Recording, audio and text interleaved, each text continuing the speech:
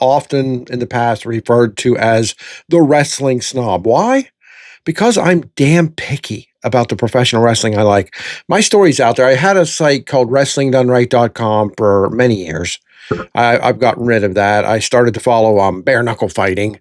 Still enjoy that stuff, but it's just wrestling always draws me back, even if I have to look and search and dig and scratch and claw to find some company that I can take pride in watching. And here in the United States, for the longest time, that was Major League Wrestling. It was. Court Bauer could attest to this. I'm not name dropping. We never hung out. We aren't buddies. But Court Bauer definitely knew of me, of WrestlingDoneRight.com, of my former YouTube show called MLW Tonight. Gave me written permission to use the MLW logo to make this hat and a satin jacket that I have hanging right over here.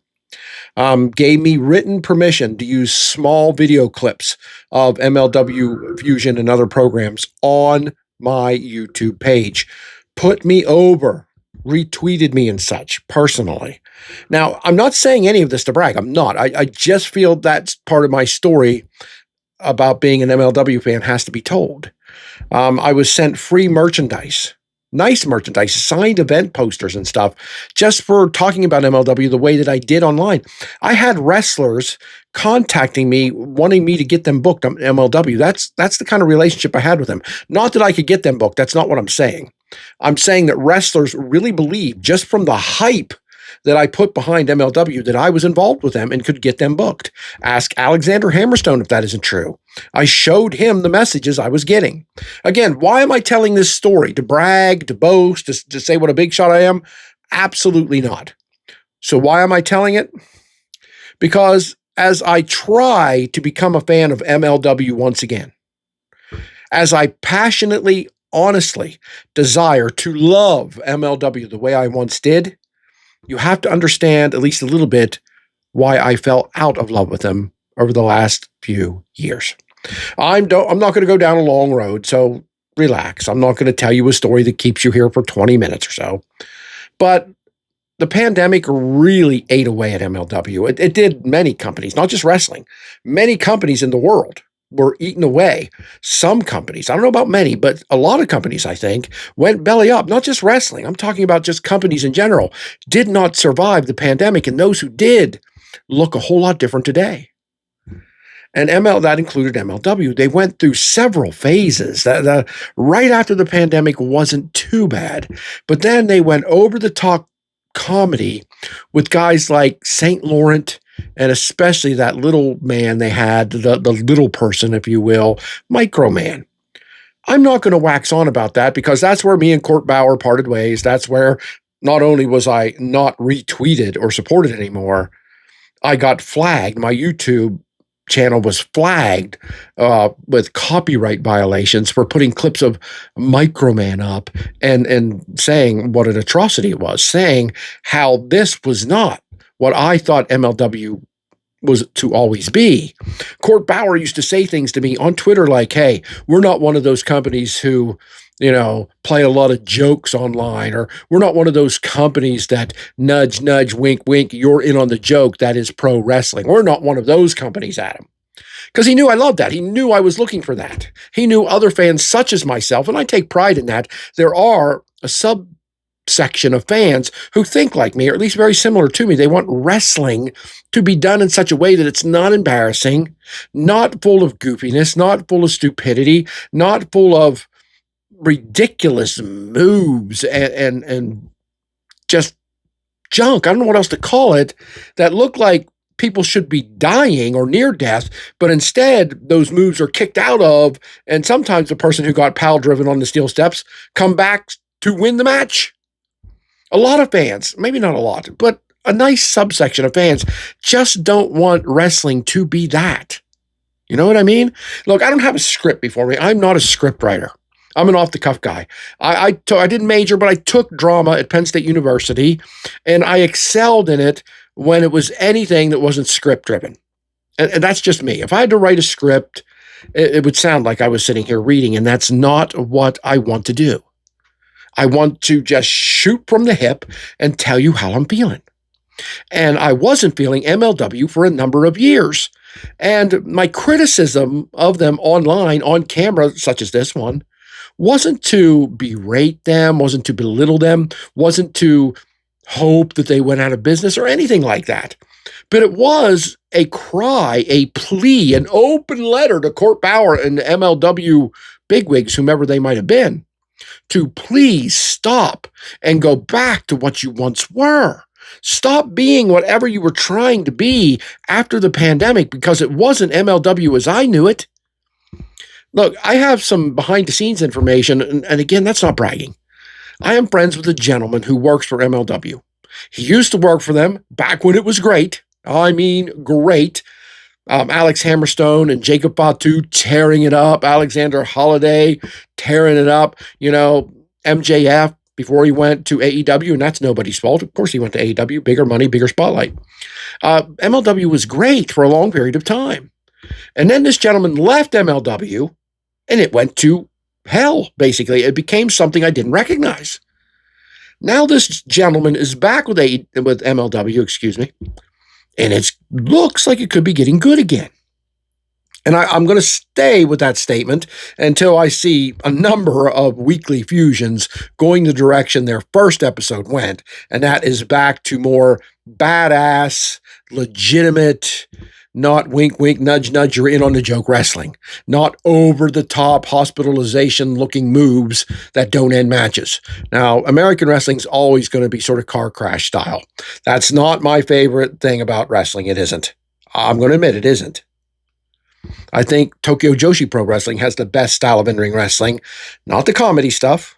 I'm not here to crap on that. I'm not here to talk about TJPW. But I truly believe their in-ring legitimate matches are the best wrestling in the world. Their style, their delivery, their presentation, perfect. Perfect. MLW, I don't think, is ever going to be that, because it's an American company, and Americans simply, other than the few that do support TJPW, are not going in mass numbers support an American company who puts on matches like that. Sadly, they just aren't. So MLW is always going to be somewhat westernized in regard to the speed and the over ridiculousness of moves and no selling. But I think they're better than AEW. I think they're better than WWE, TNA, Ring of Honor, what have you. I think they're better than them. Now, they like to work with lucha companies, so they got to have that stuff, right? That's another story. What I'm trying to say is American wrestling, with its flaws and its issues and its problems and the way it has evolved past what it used to be, a statement I don't believe, but I'm using to make a point. MLW still does it, as Fusion was presented last Thursday, the best. That's the best that American wrestling can be presented, in my opinion.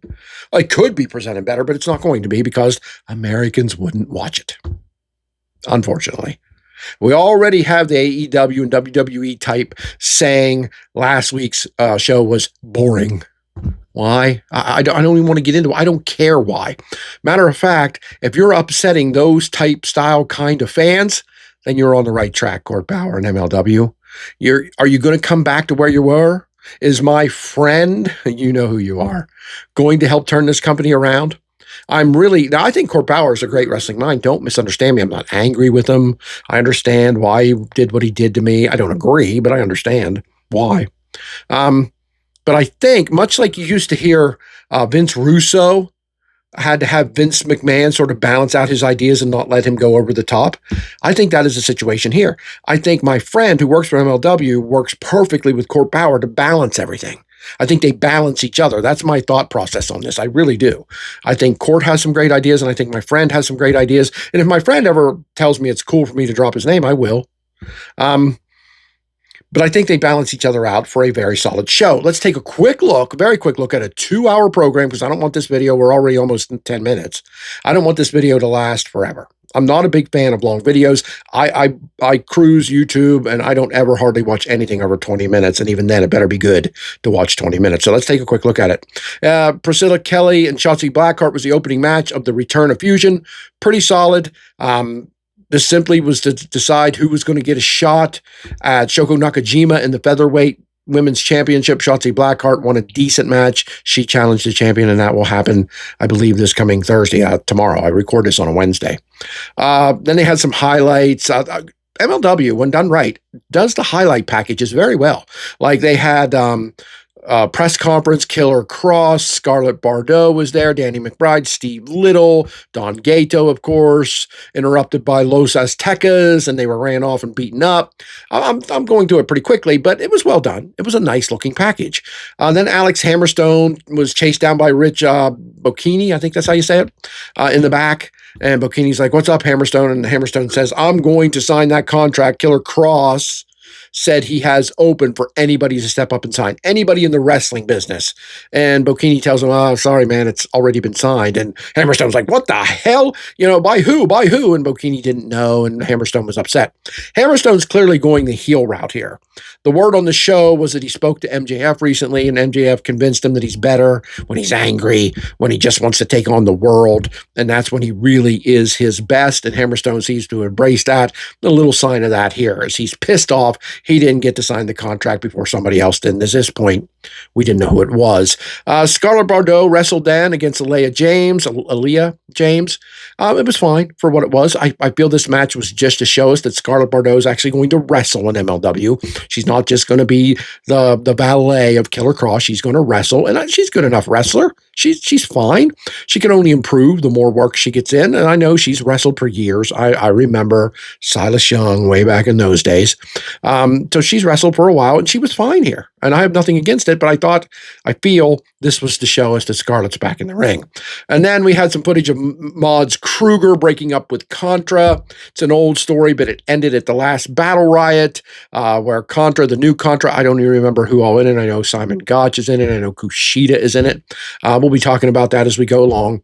But they beat the living hell out of the former MLW champion and pretty much leader or the big guy of Contra Unit and got him out, carried him away. He's out of the company. He pretty much didn't resign. He is done.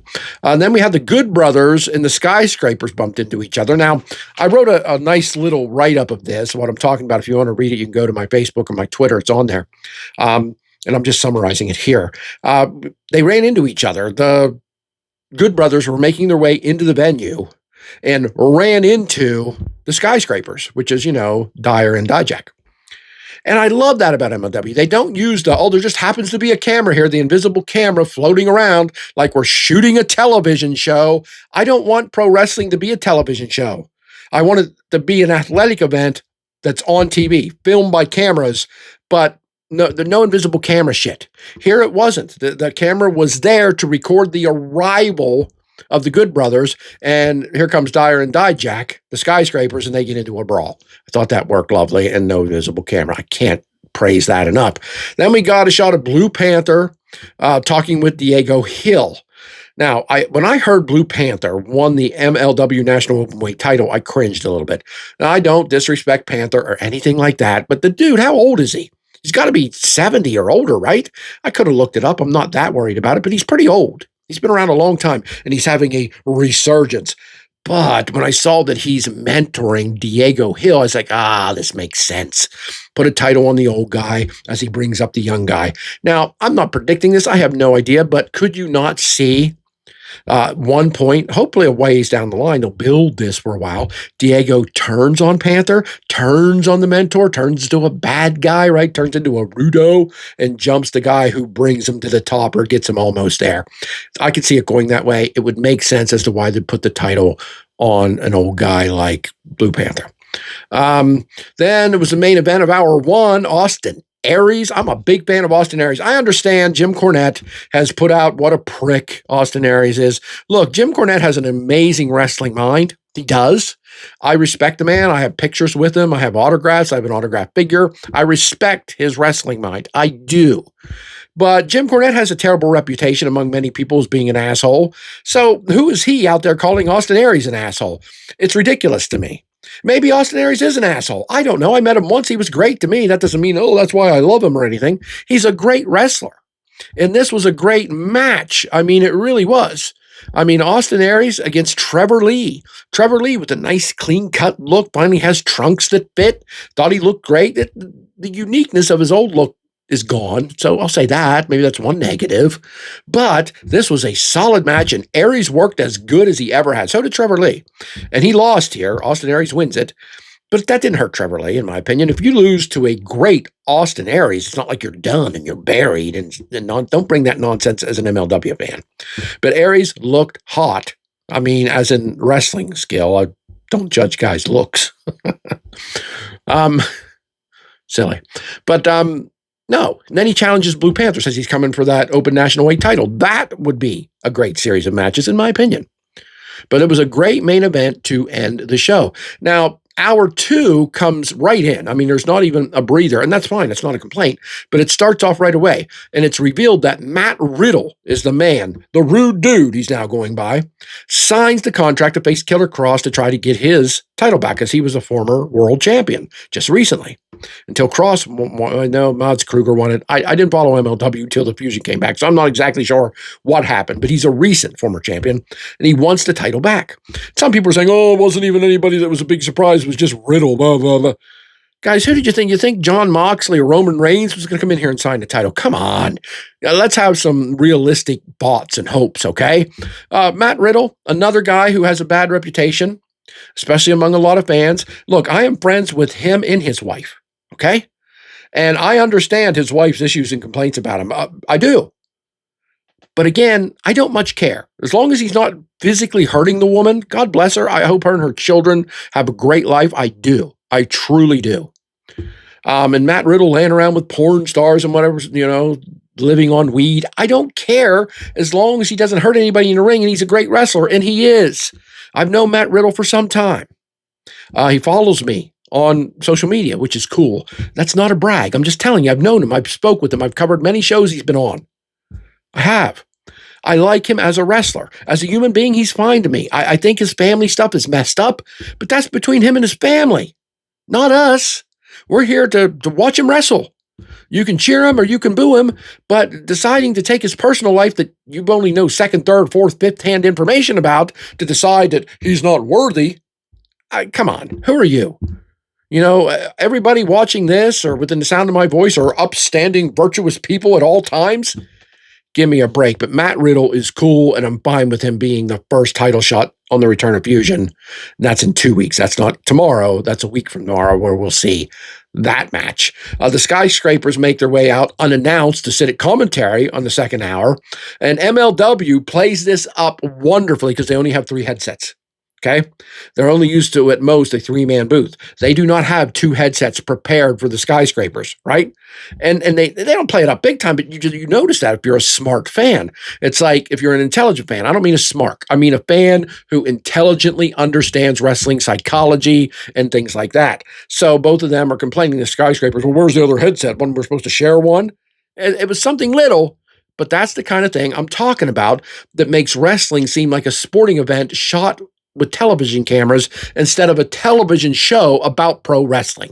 It's a huge difference, okay? It was a nice little touch, but they set their titles down right in front of Joe Dombrowski and Filthy Tom Lawler. They're beautiful titles. I like MLW title belts. I really do.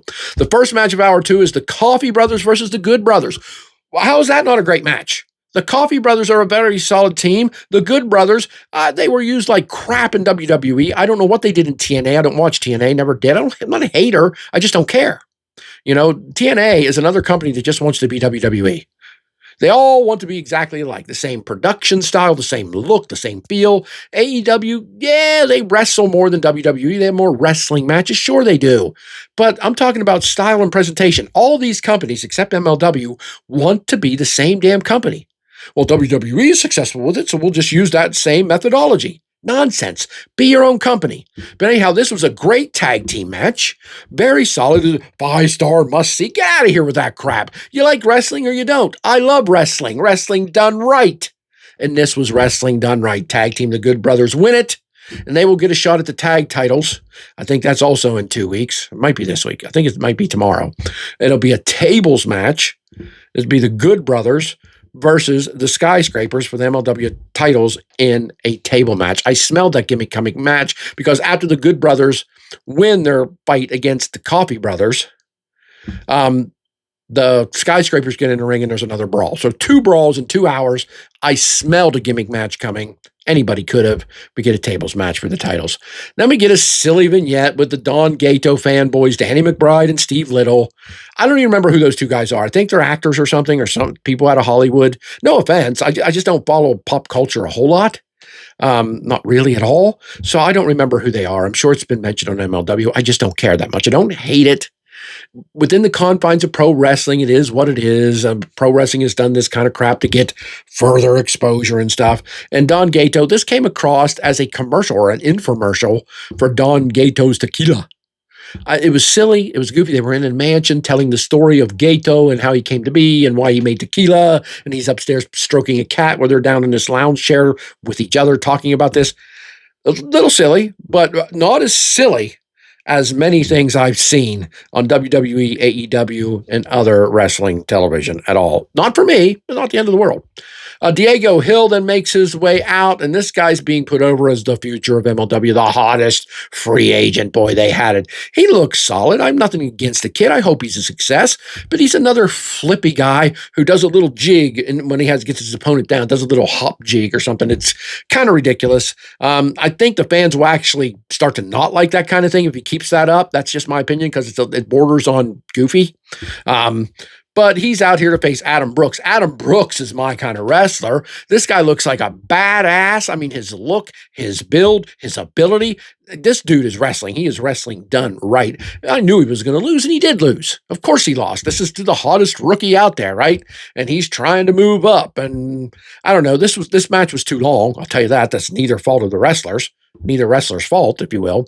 But it was too long. I didn't time it, but it had to be pushed 20 minutes. And I just thought it could have ended much sooner. When matches carry on too far, that's when they start spamming over the top moves that you wonder how anybody wouldn't be pinned by or sent to the hospital by. Nothing like throats across the banister or pile drivers on steel steps or shoved off a 3-story balcony. Nothing that bad. But it was too much, too long. But old Diego wins it. He fights from underneath, tells the story of the young babyface coming up, and it worked in that way, but it was still too long. Then we get a recap of Shotzi's win, and she challenges Shoko Nakajima of TJPW fame, who answers. And this week, tomorrow, we will see that for the MLW Featherweight Women's title. Shoko Nakajima defends against Shotzi Blackheart. Okay, then we get a recap of Aries defeating Lee and challenging Blue Panther for the openweight title. Contra Unit then hijacks the television program. Get the blip, and they come in and they give us a speech about how they took out Kruger and how anybody who stands in their way will suffer a similar fate and nobody can stop them. Look, Contra Unit was hot. When Jacob Batu was in this, when he was the big-time star of that group, it was awesome. And if MLW can resurrect Contra Unit to that level or higher, that's my friend behind that, by the way, behind the scenes. Maybe in front of the camera soon, we'll see. But if they can resurrect Contra Unit without it being corny, like NWO couldn't resurrect, Four Horsemen couldn't resurrect, nobody can resurrect these big groups. It never works. But if Contra Unit can do it, and I think they can, not saying it's there yet, but if they do it, that's a feather in MLW caps big time. Then we got Carolina Cruz versus Zamea. Not a real big woman, Zamea, but painted up like a female road warrior, and she was just raging. She was in there. It wasn't a squash match at all. Not at all. Carolina Cruz did a good job, but she was soundly beaten by Zamea. Put it that way. Zamea could be a star here. They're promoting her as one. They're putting out some cool-looking T-shirts. I hope she succeeds. She's got a nice look, and we'll see how far they go with her. Matt Riddle then cuts a promo. It's a typical Matt Riddle promo. Not bad. He's not bad at promos. They're all very similar. He's the rude dude, man. And he's coming back. He's going to get his title back. He doesn't understand why he doesn't have it right now. And he's going to make everybody pay. And look, many wrestlers throughout history have had attitude problems, rumors of being a jackass, blah, blah, blah. Even my all-time favorite, one of my all-time favorites, Great Muta and Bruiser Brody. Bruiser Brody had a bad reputation. It got him killed, for crying out loud. So I don't have an issue with people who might have an attitude with other wrestlers. I don't know the story. I'm not in the locker room. I don't care. I care about great wrestling. Matt Riddle, Austin Aries, great wrestlers. Glad to see him. One's going for the world title, one's going for the open national title. I'm fine with both things. It was then time for the main event, Bishop Dyer and Alex Hammerstone. I'm a big fan of Alex Hammerstone. I have been for a long, long time since he wore the white jeans. Just a big fan. And this would be a good, solid match. I'm telling you, I don't think Bishop Dyer has got a shot too many places. WWE tried to give him a shot. It didn't work. Did he have a cup of coffee in AEW? I don't watch AEW. I'm not sure. But nobody really knew how to use him. Am I saying he's a great wrestler? No. Am I saying he's a decent wrestler? Maybe even good? Yeah. And I think his tag team, the Skyscrapers with Donovan Dijak, is excellent. And I think this was a solid big man match. It was only about 10 minutes long. And out come the Good Brothers to distract, right? During this match, they're going to distract Bishop Dyer. And to help with that, out comes Donovan Dijak. Now we got a whole mess going on here. Hammerstone takes advantage of it, destroys Bishop Dyer. I think it was with a power bomb, pins him 1, 2, 3, and that's the end of the main event. A solid match. There was no cheating. There was a distraction.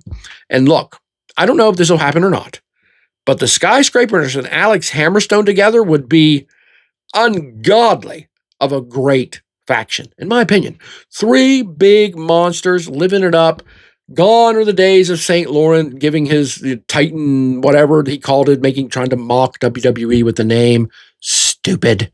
Leave the other companies alone, just be MLW. And this was a great MLW main event with a solid result because Hammerstone needs to get on track for sure. He needs to be a top contender and he needs to hold that title again. He needs to be the man again, or at least one of the top 3 or 4 in MLW. I truly believe that. WWE, AEW, not wanting this man, there's something wrong with him. I mean, he could be huge. And I mean, not just physically, his physicality could match his personality and his stardom if he was used correctly. And Court Bauer and MLW can do it. And here's hoping they do. Now, I hope this fusion, that's my quick thoughts on it. Even though we're up to the 26-minute mark, I didn't want to go this long. I hope this fusion is a sign of things to come. If they keep going this way, I'm back, baby. I've got the hat on, no shirt yet. Jesus loves you and I'm trying. That's the shirt I got. But no. I'd love to be just as big a fan as I once was. That's going to take some time. They're still going to use that goofy Stingray character. What's his name? Paul Walter Hauser. I don't hate the guy. I understand he's a fan. I understand he's trained. I understand he's trying to be legit. Great. But I don't buy it. I don't buy it. Make him a manager. Give him some kind of authoritative role on the show. I'm not against using the guy. He's a skilled actor and he has trained in wrestling. His look just doesn't scream legitimacy. I'm sorry, it doesn't. He's too roly-poly. So am I. I'm not going to go in the ring at 56 years old and try to be a wrestler. Even if someone said, Adam, come to MLW, we'll do it. We'll put you in the ring. We'll get you back into some better shape and teach him. No. I love wrestling too much to disparage it with something like that. And if Paul Walter Hauser loves wrestling as much as he said, he should feel the same. Stop making wrestling look a little bit more foolish by you becoming and trying to put yourself out there as a legitimate wrestler. It's silly. Be a manager that knows how to work so you can get in some six-man or 8-man tags once in a while. Take some bumps. Do a little bit of cheating or something and still be a part of wrestling that you love so much. Nothing wrong with that. But putting you on the roster and acting like you're a top 10, top 20 contender is foolishness. And if it happens, I'll probably put up with it to a degree, depending on how bad it is. Because, hey, it's no Microman, for God's sake. It's no St. Laurent, for God's sake. But no, we've got Gato. He's our comedy relief. We don't need Paul Walter Hauser or Stingray coming in acting like he's part of the legit roster. We just don't. But he may be a wonderful guy. That has nothing to do with it either. I don't care how nice and kind he is. Or if he gives money. I don't know. But that doesn't mean you get in the ring. You don't pay to play in wrestling. Anyhow, I don't want to go down a negative track. This, 8 out of 10 shows put together.